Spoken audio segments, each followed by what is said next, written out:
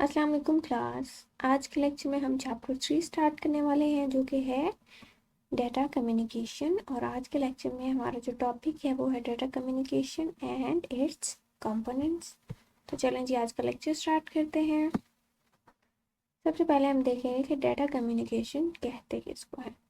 Data communication is a process of transferring data electronically from one place to another. ठीक है, क्या है data communication? हमारे पास transfer of data. ठीक है, किस तरह का डाटा हो सकता है हमारे पास? डाटा जो है वो हमारे पास टेक्स्ट हो सकता है, कोई भी इमेज हो सकता है, वीडियो हो सकती है। यानी कि किसी भी किस्म के डाटा को अगर हम एक जगह से दूसरी जगह इलेक्ट्रॉनिकली ट्रांसफ़र कर रहे हैं, ठीक है, तो उसको हम कहते हैं डेटा कम्युनिकेशन। अच्छा जी, जब भी हमने डाटा ट्रांसफ़र करना है तो उसके लिए हमें किसी ना किसी मीडियम की ज़रूरत रहती है। हाँ जी जी, आगे हमारे पास the basic components of data communication are as follows. कौन कौन से बेसिक कंपोनेंट्स हैं जिनके बगैर हमारी कम्युनिकेशन पॉसिबल नहीं है? ठीक है, तो सबसे पहला कंपोनेंट जो है वो हमारे पास है मैसेज। ठीक है, कोई जो भी डाटा आप ट्रांसफ़र करना चाह रहे हैं वो हमारे पास किस में आता है? मैसेज में। मैसेज के अंदर किस किस तरह का डाटा हो सकता है? आपके पास टेक्स्ट हो सकता है, साउंड हो सकती है, ऑडियो या वीडियो। ठीक है, इसके अलावा किस तरह का डाटा हो सकता है? कोई पिक्चर हो सकती है। ठीक है, जितने भी टाइप के डाटाज हैं वो सारे के सारे मैसेज के अंदर आते हैं हमारे पास। ठीक है, इसके अलावा नेक्स्ट जो कंपोनेंट है वो हमारे पास सेंडर। ठीक है, सेंडर वो डिवाइस जिसने डाटा भेजना है या जिसने मैसेज सेंड करना है उसको हम कहते हैं सेंडर। सेंडर का हमारे पास दूसरा नाम जो है वो है सोर्स। ठीक है, सेंडर को हम सोर्स भी कहते हैं। और सेंडर के अंदर हमारे पास कौन कौन से डिवाइसेस आ सकते हैं? सेंडर में हमारे पास कंप्यूटर हो सकता है, कंप्यूटर के थ्रू हम मैसेज भेज रहे हैं। कोई लैपटॉप हो सकता है, कोई आपका सेल फोन हो सकता है, इसके अलावा फैक्स मशीन हो सकती है। ठीक है, ये डिफरेंट तरह के डिवाइसेस हैं जो सेंडर के तौर पे एक्ट कर सकते हैं। नेक्स्ट है हमारे पास रिसीवर। रिसीवर वो डिवाइस है जिसने मैसेज को रिसीव करना है। ठीक है, तो रिसीवर का दूसरा नाम हमारे पास है सिंक। इसको हम रिसीवर को हम सिंक भी कहते हैं।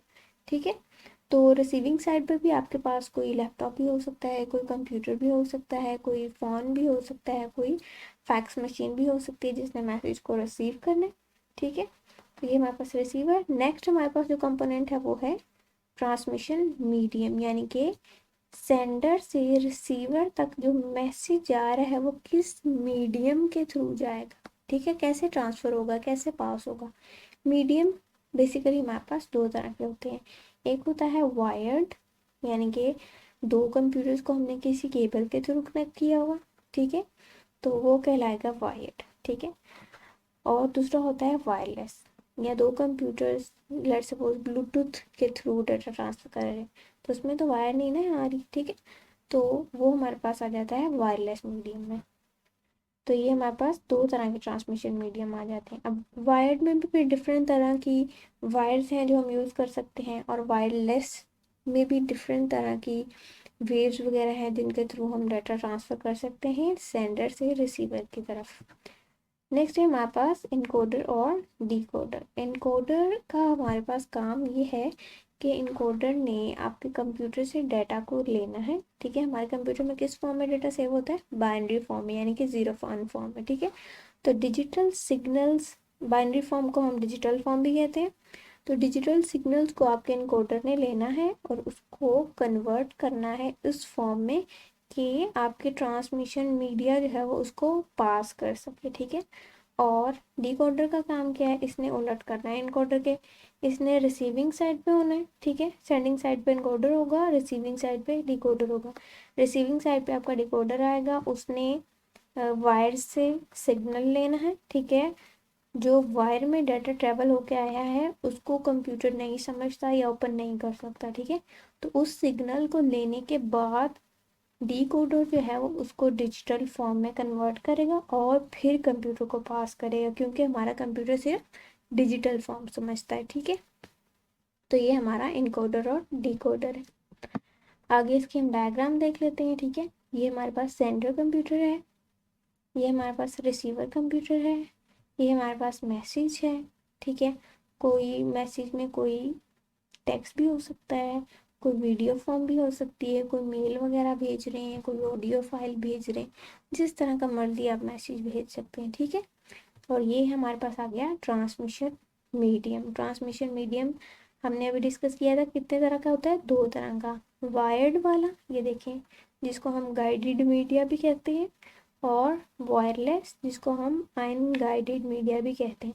वायरलेस में इन दोनों के दरमियान कोई भी केबल अटैच करने की ज़रूरत नहीं होगी।